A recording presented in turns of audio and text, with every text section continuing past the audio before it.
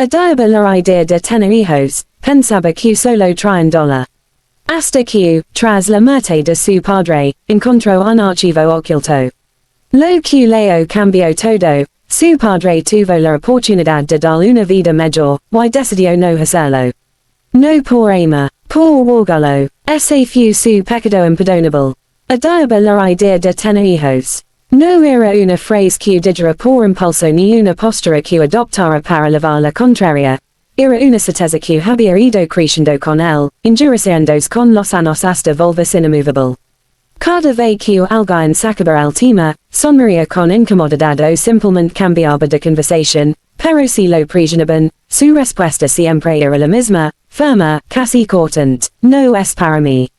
No ofrecía más explications, no hacía falta. Había algo en su tono que cerraba cualquier intento de debate. Sus amigos, con el tiempo, dejaron de insistir. Algunos pensaban que era miedo al compromiso, otros que era egoísmo. Nadie imaginaba que, en realidad, era todo lo contrario. Para él, tener un hijo no era una bendición ni un paso natural en la vida. Era una responsabilidad absoluta, irreversible. Una promesa silenciosa de quedar, de estar presente, de no fallar. Y en su mente, esa promesa estaba inevitablemente ligada al fracaso. Creció en una casa donde el silencio pesaba más que las palabras.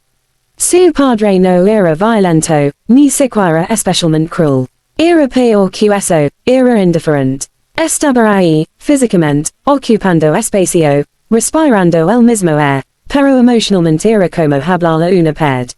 Las pocas conversaciones que tenían eran funcionales, casi mecánicas. Preguntas básicas, respuestas cortas. Nada más. Nunca hubo abrazos. Nunca hubo orgullo en su mirada. Nunca hubo un "estoy aquí para ti". De niño, intentó acercarse. Recordaba claramente una vez en la que luego corriendo con un dibujo en la mano, lleno de colores torcidos y líneas inseguras. Había pasado toda la tarde haciéndolo, imaginando la reacción que provocaría. Se lo mostró con una sonrisa enorme, esperando algo, cualquier cosa. Su padre apenas lo miró. Déjalo ahí, dijo, señalando la mesa sin levantar la vista del periódico. Ese momento se le quedó grabado de una forma que nunca pudo explicar del todo. No fue el rechazo en sí, sino la ausencia de emoción. Como si su esfuerzo, su ilusión, no significaran absolutamente nada. Con el tiempo dejó de intentar.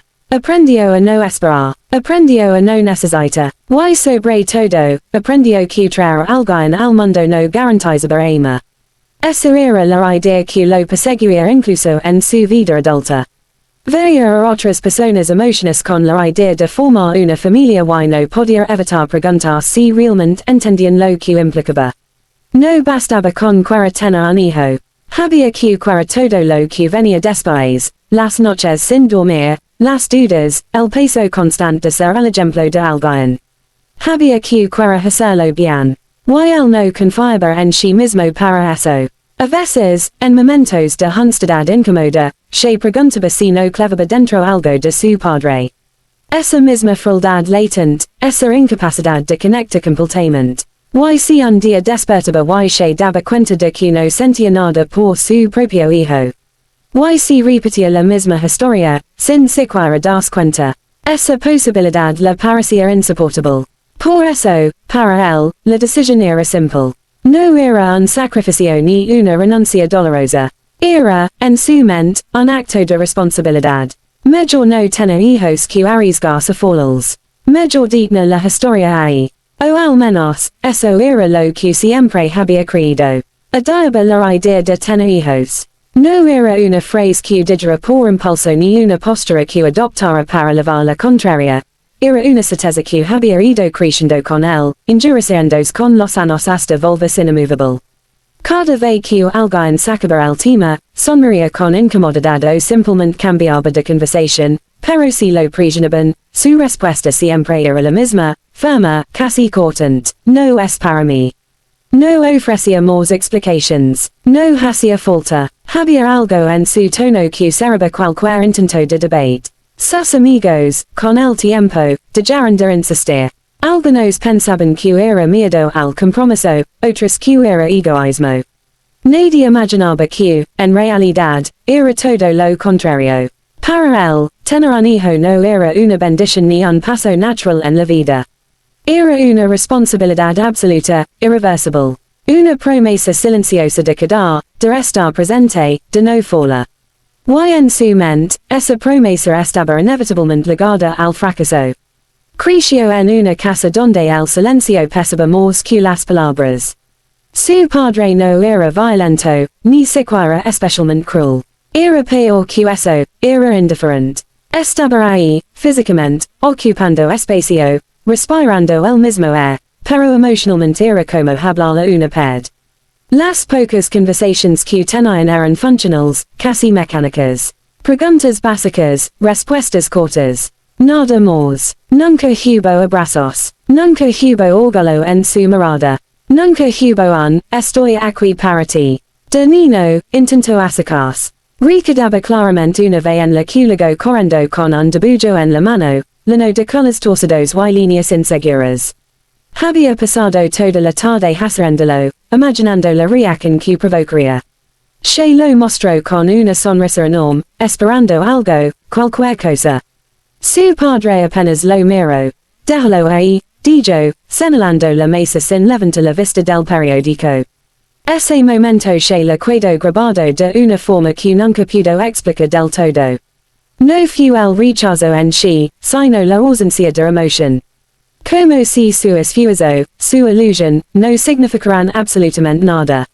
Con el tiempo dejó de intentar.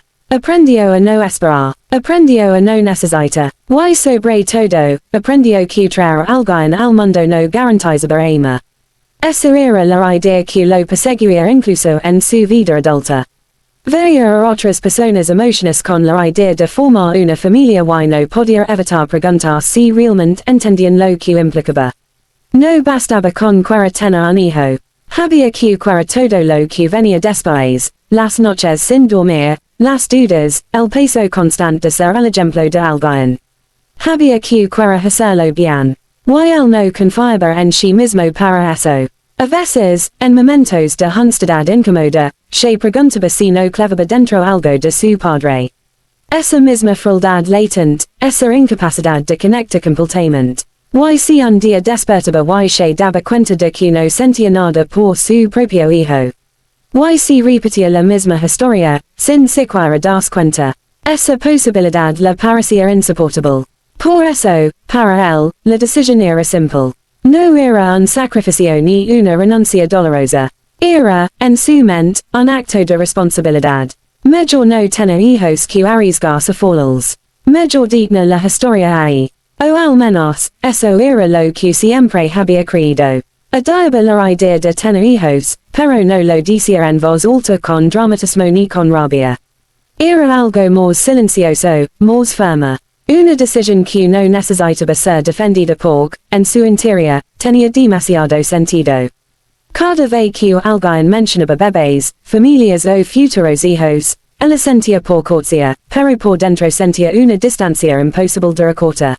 Nunca lo vio como un sueño. Nunca lo imaginó como una meta. Para él, tener un hijo era aceptar una responsabilidad que no tenía margen de error. Era traer a alguien al mundo sabiendo que dependería de ti para entenderlo, para sentirse querido, para construir su propia identidad.